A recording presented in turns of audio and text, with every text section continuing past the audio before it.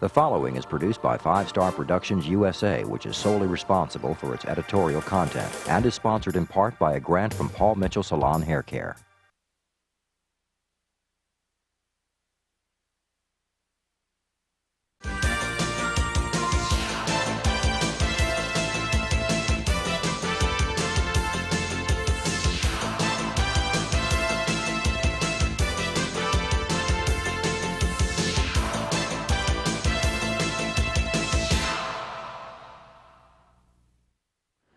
Every 3 months, Americans throw away enough aluminum to rebuild our entire fleet of commercial airliners.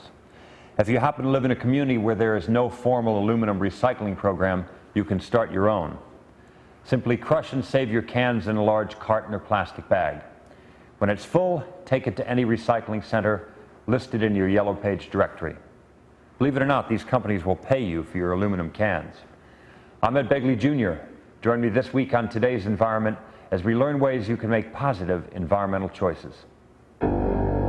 Today, City Council in effect with 9,000 reducing air pollutants by a 30%. milestone. Educational programs.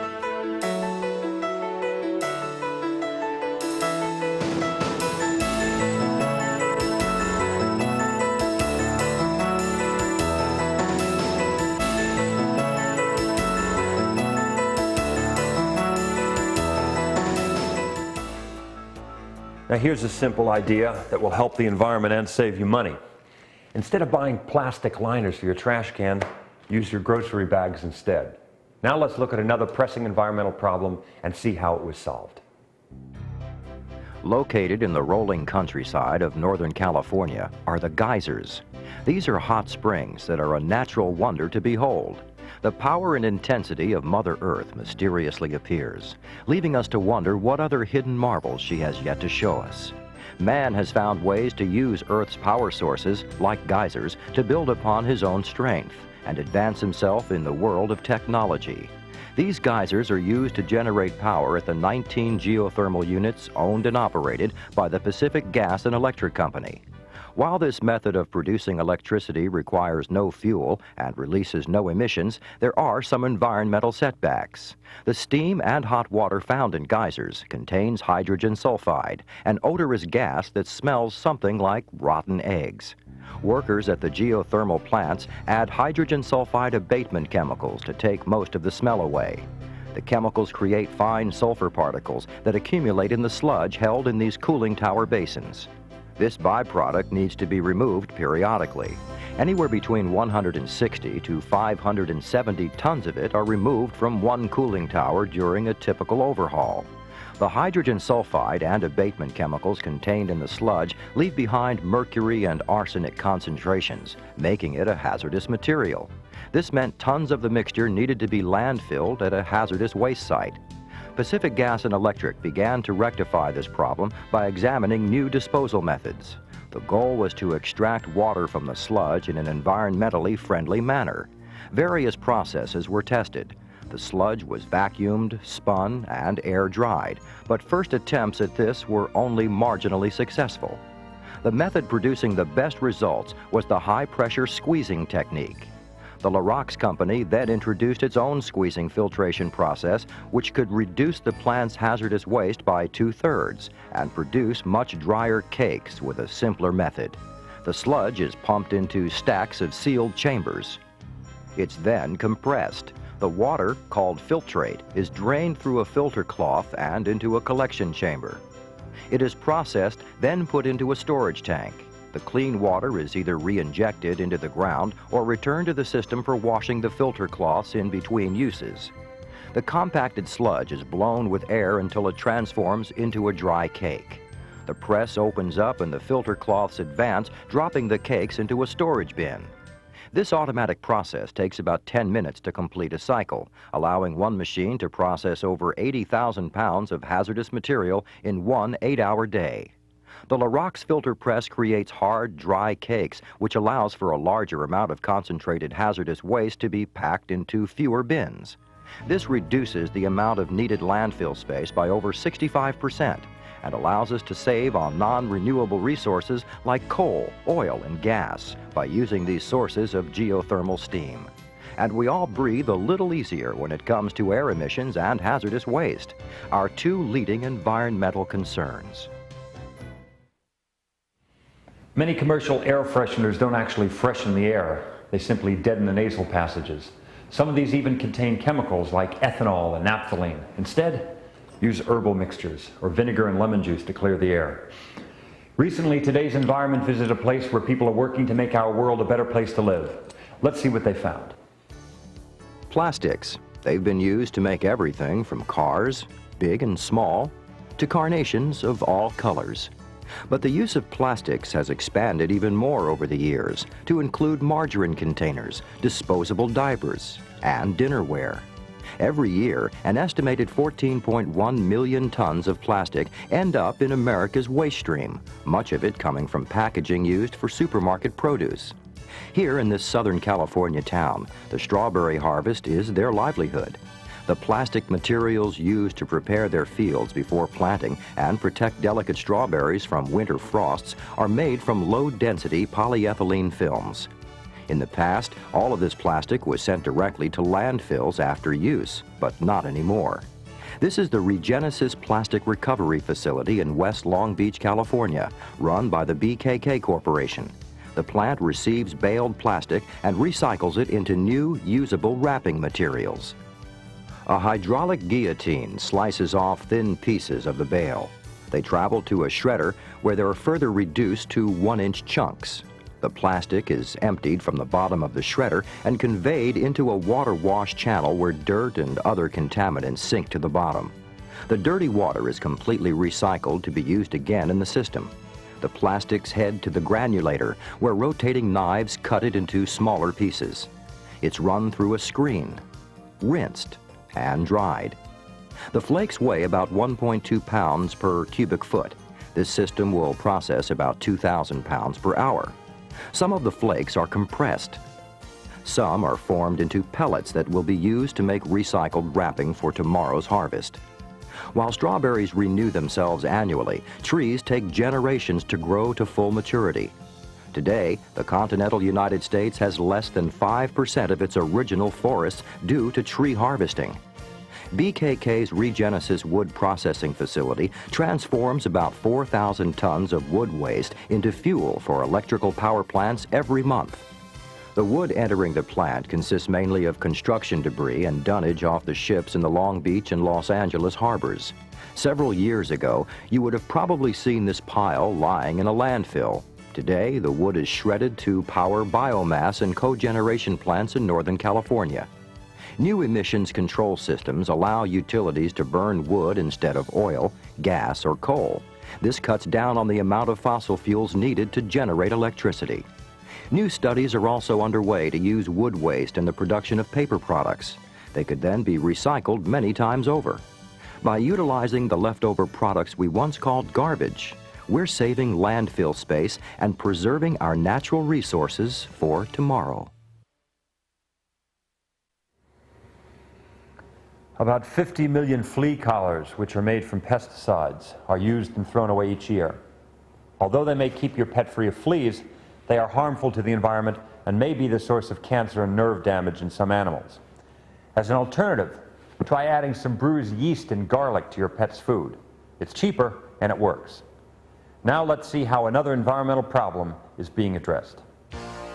Natural gas has long been used as fuel for cooking and heating. Its cleaner burning emissions make it an environmentally attractive substitute for coal and oil. Recent federal laws like the Clean Air Act amendments of 1990 are setting standards on urban air quality, motor vehicles, toxic air pollutants, acid rain, and the ozone layer. Natural gas is helping individuals and companies meet these new standards by cleaning up their emissions.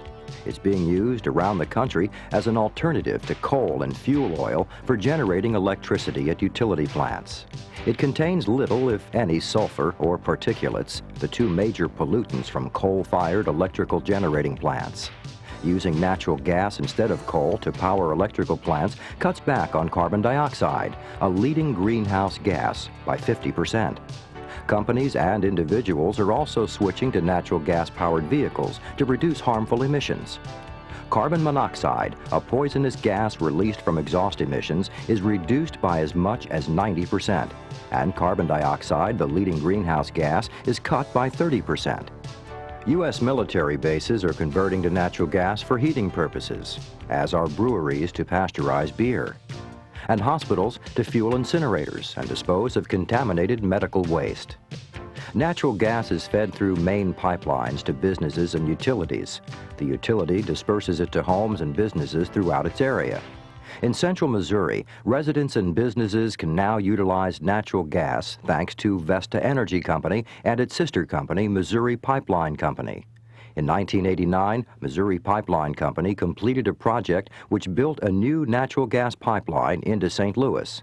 Then, soon thereafter, extended it through Sullivan and ending at Fort Leonard Wood. Now it covers over 200 miles, accessing thousands of businesses, utilities, and homeowners to natural gas. The pipeline provides first-time natural gas service as an alternative to electricity and fuel oils for heating and energy needs. Residents along its path can now remove their propane and fuel oil tanks and safely use natural gas, which is delivered directly to their homes through new distribution pipelines. The average house uses approximately 100,000 cubic feet of natural gas as a cooking and heating fuel during the year. Manufacturers can consume 10,000 times that much. The pipeline flow is up to 80 million cubic feet of natural gas a day to meet this demand. More companies and individuals are expected to make the switch to natural gas. Every gallon of oil, every kilowatt hour of electricity, and every gallon of gasoline that we avoid using will indeed make a difference within our environment.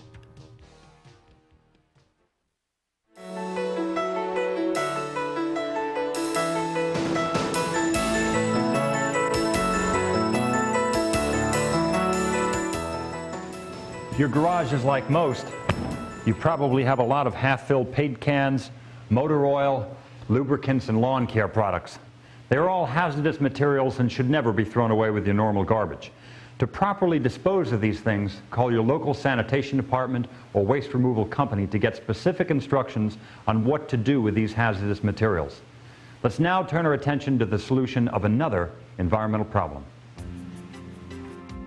Each day in the state of California, aerosol, antiperspirant, and deodorant containers spew an estimated 5 tons of volatile organic compounds, or VOCs, into the atmosphere. That amount is equal to the emissions from a typical oil refinery. Many propellants used to project formulas from aerosol spray cans emit chemicals that combine with as many as 100 different compounds to form smog. Tragic as it may seem, we've paid a great price for beauty since chemicals were introduced to hair and skin products as preservatives, antioxidants, and propellants. Our air quality has suffered immensely. To help clear the air, new and more strict environmental guidelines have gone into effect for beauty products and propellants beginning in 1993. They will help reduce the amount of VOCs which are currently being released by hairstyling products. Redken Laboratories has designed clean air hair care products, which are low in harmful VOCs.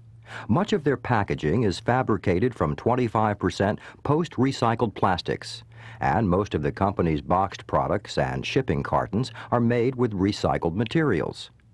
Redken decided to do their part to help put an end to the needless destruction of trees by using these containers made of more than 50% recycled materials with liner boards made from 25% recycled newspapers.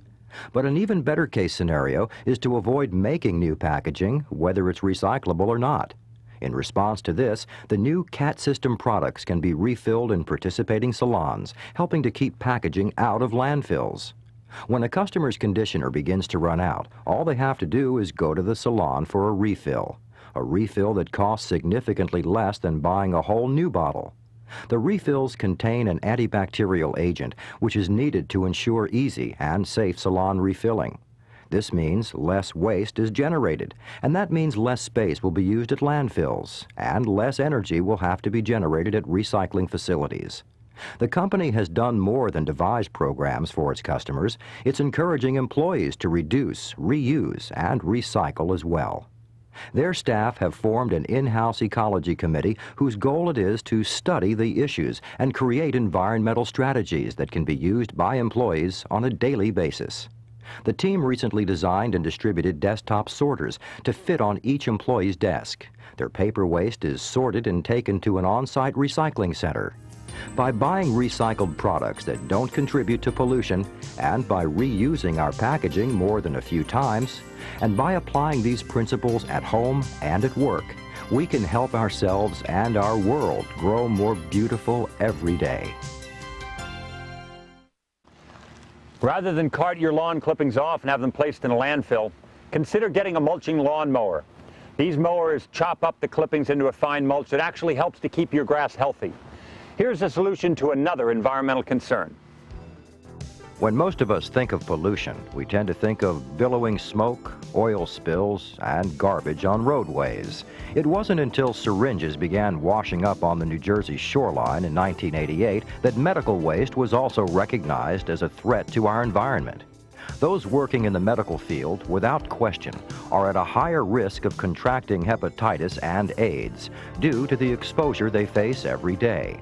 New laws are in place to minimize that risk. Disposal bins must be placed close to the patient to avoid accidental needle sticks and contain the infectious waste generated in healthcare facilities.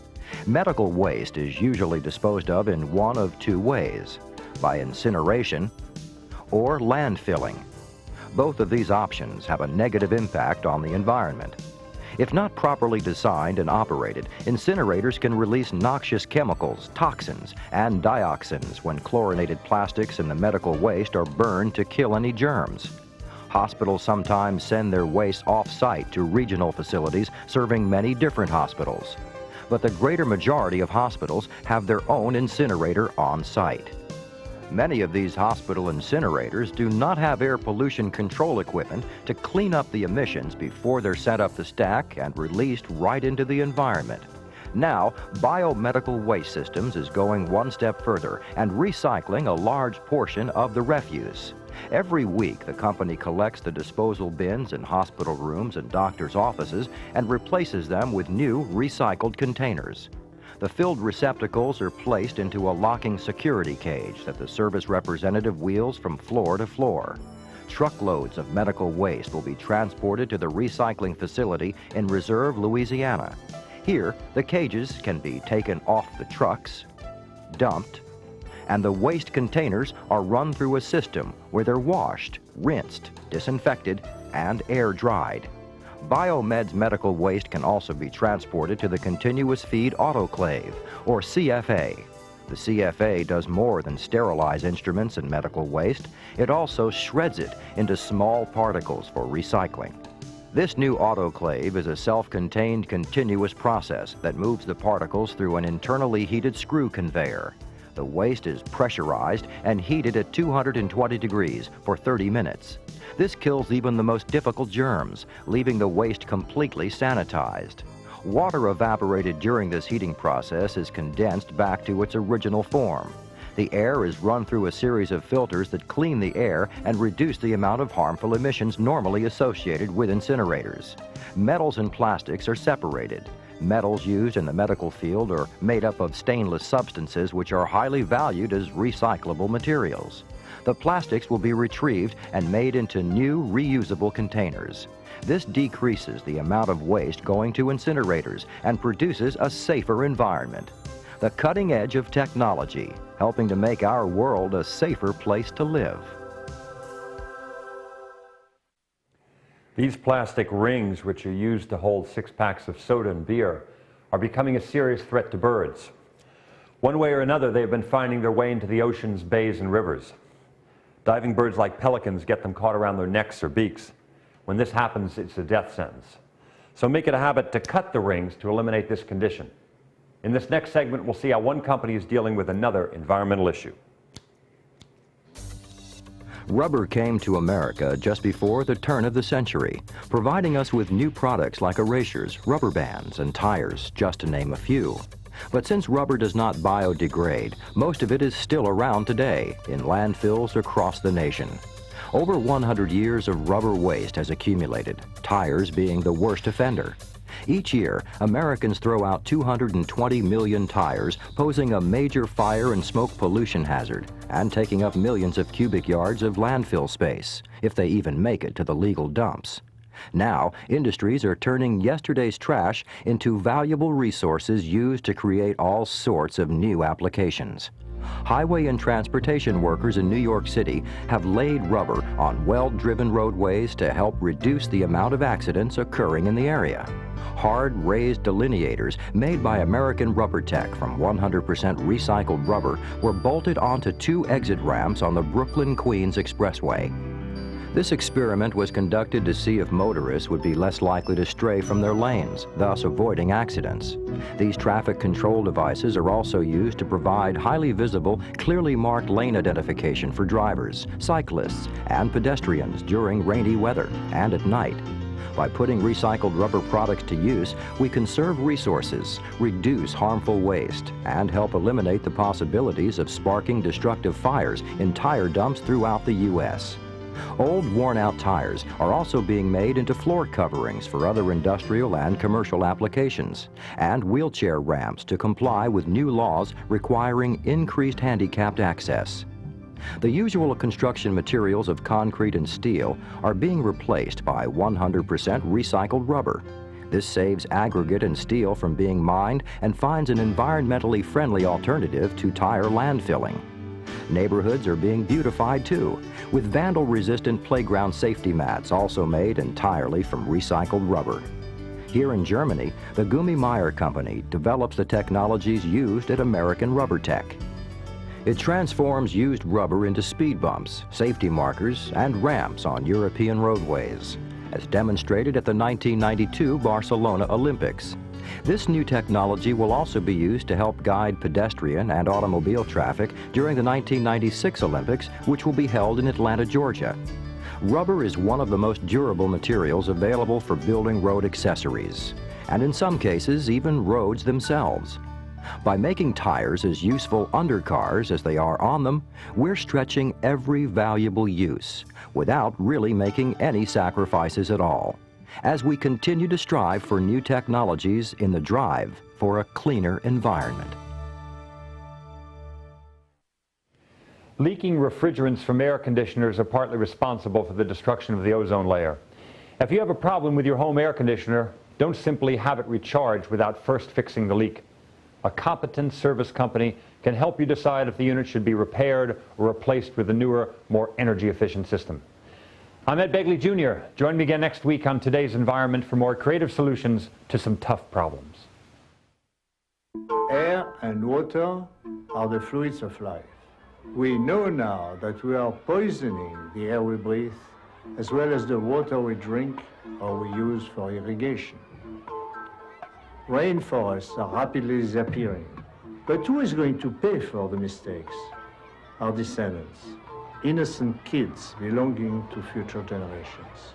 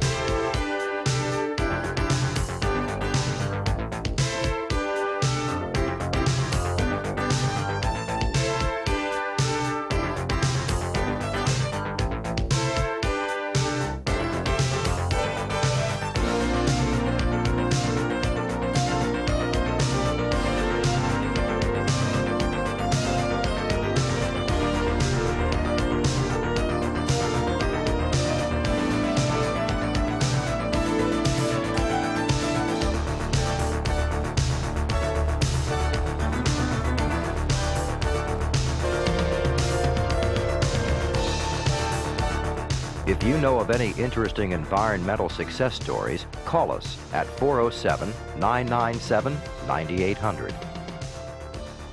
This has been a presentation of 5 Star Productions USA. The preceding program was sponsored in part by a grant from Paul Mitchell Salon Hair Care.